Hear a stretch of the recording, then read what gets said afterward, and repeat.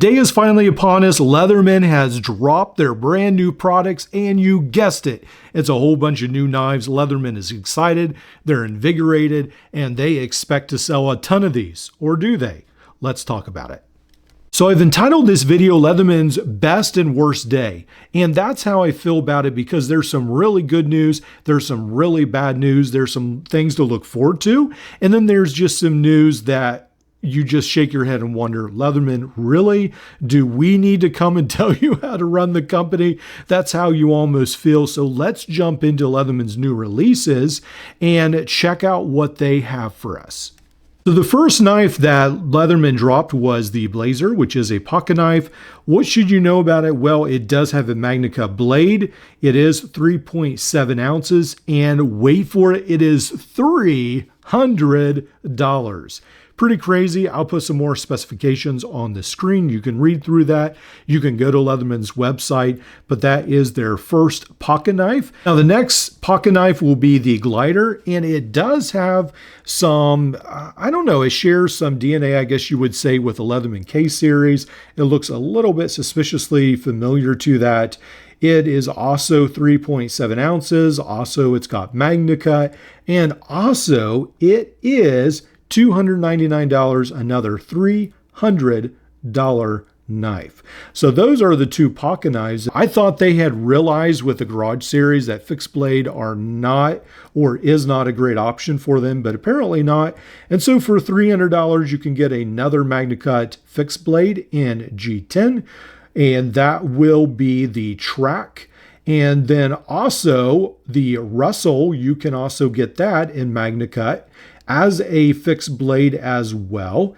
And if that's not enough, you can get the Pioneer in Magnacut at $300 as well. And this will be a Japanese Tanto, G10 handles.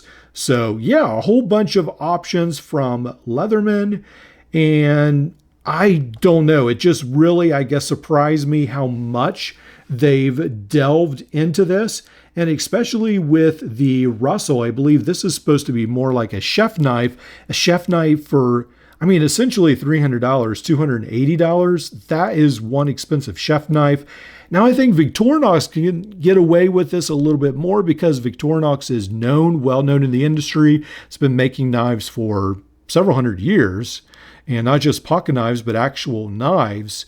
And I do believe they don't only make multi-tools, luggage, I think they also have some fixed blade knives and perhaps chef knives as well.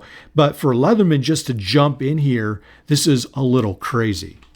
So far, it seems like the reaction to Leatherman's new knife line has been mostly negative by almost everyone that I've listened to and read their comments. And a lot of you are not very happy with Leatherman, and I am not surprised.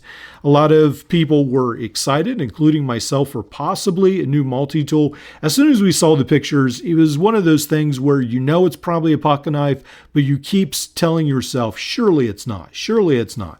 Surely Leatherman has realized, I mean, I thought their last Garage release, I'll have to look it up, but was still available. I didn't even think they had sold out of their fixed blade knife, but I'll have to take a second look at that. And it just seems like it surely would have shown Leatherman, hey, pocket knives, fixed blade knives especially, are not your thing, but apparently not. Leatherman has gone crazy on these and has decided to essentially open up another wing of their company for this. Now, I'm going to leave a link below, and it's a video you really need to watch from Blade HQ, where they actually go with Leatherman through their new factory, and you can feel like the palpitation, the excitement as Leatherman thinks this is amazing. This is the new thing. This is the next step of the journey for us. This is great. And they essentially think of this as almost like the Garage, where they're pumping out new knives and they can come out with all these new ideas. And a lot of us probably are watching, or if you watch that video, you will be watching, thinking, do they know what's going on? Like, do they have any clue with reality? Why are we saying this? Well, let's take a look at some of the knives out there from some other multi-tool brands. So just so you can get a better situational awareness of the situation, Gerber, which is probably known for knives as much as it is for multi-tools, people don't rank Gerber's pocket knives as that great. They're more of a beginner knives for a lot of people knife. But if you go onto Gerber's website, put in Magnacut, you will come up with about 4 knives that are USA made here in the US. And there will be the Assert Magnacut, which is a pocket knife for $200, the Fastball Magnacut for $160, the Strong Arm Magnacut for $160, and the Strong Arm Camp Magnacut for $150. Now, I haven't gone into looking through all the materials, looking at all the hardness and so forth, but I'm just saying these are knives that have the Magnacut blade, pocket knives and fixed blade knives, that will be around half of what Leatherman is charging. Now, when we go to SOG, which is also known a lot for their knives, the multi-tool brand, they do also have a Magnacut knife. It is around $300, but it has titanium liners, which is different than Leatherman's new knives. And a lot of people actually say, it's a lot bigger, and that's why the price point is more. So SOG is offering more for less, which seems to be the narrative we get when we look at knives of similar materials. Now, just to put more of a perspective on how it seems like Leatherman is perhaps overcharging a little bit, they are making Benchmade look like the budget company for pocket knives. So Benchmade, I don't think, is known for being the best budget knife brand. I'm not a knife guy, really. I'm all into multi-tools, not really into pocket knives. But usually when I think of a low-cost knife, Benchmade does not come to mind. And they have the Adira for $250, around $50 cheaper than Leatherman's line. So that's sort of where we are with Leatherman. Just a couple examples. There are many, many more. And I would encourage you to watch some of the other videos, the reaction videos, and yeah, that will give you a lot better perspective. Okay, so now what I want to transition to is when we watch how excited Leatherman is in this Blade HQ video of them doing a walkthrough through their factory.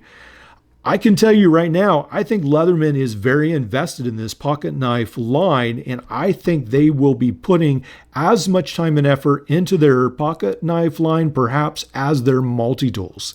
I think to some extent the top brass has gotten a little bit bored of their multi-tool line, and they see the pocket knife line as giving potential of making as much money as the multi-tool line. So I'm guessing in the future, we may see more releases of pocket knives rather, than multi-tools. I don't know. That's just my guess, because if Leatherman's opening a whole new wing for pocket knives, I think they're planning to stick around and perhaps add some new models, add some new colors, and try to stir the excitement for pocket knives. We may be in for a wild ride. Just to illustrate one more time how crazy this is, the Leatherman Arc is now the budget option compared to Leatherman's pocket knives. The Leatherman Arc, with all these functions, all these outside tools, all the pliers and everything, is now $50 cheaper than most all of the knives that Leatherman has just released. All they are is a knife. That's it. The Leatherman Arc, the full multi-tool with Magnacut blade, it's essentially a whole toolkit, is $50 cheaper. All right, so we've talked about a whole lot of negative things today with the Leatherman. What are some positives? Well, I think the big, huge positive today is the Leatherman Free Series is on sale on Amazon for prices that I rarely see. Now, the P4 is on there for $112, and the P2 is on there for $97. These are almost, well, right now they are the same prices that you can get these on eBay for. These are really, really good prices. I think a couple years ago, I got my Leatherman Free P2 for maybe $70, $80 on eBay. But I mean, for brand new in the box on Amazon, $97, that's a steal. I would definitely pick one of those up, and the Free Series while you're at it. I don't know if Leatherman is selling out of these. I don't know if they're done with them. It's really hard to tell what's going on with the P2 and the P4, but I would definitely pick one of those up. They are right now on sale at a really good price. I'm almost thinking about getting an extra pair of each. I don't know. But I would check into that. And then also all the other Leathermans, like the Signal is on there for $97. There's several other ones that I'll show on the screen. And perhaps tomorrow I'll do another video on that. The Leatherman Bit Kit, $22. A Leatherman Free T 2 is $37 if you're ever interested in that. There are just a bunch of really good deals going on. Even the K4 is on for around $79, almost $20 off. So yeah, a lot of really cool things going on Leatherman or with Leatherman on Amazon. So make sure you check that out, and I'll try to have the links below. Keep checking back on the channel. I may try to put out another video tomorrow. Not quite sure yet, but I will try to maybe put out a couple posts as well with some pretty good deals that I have found.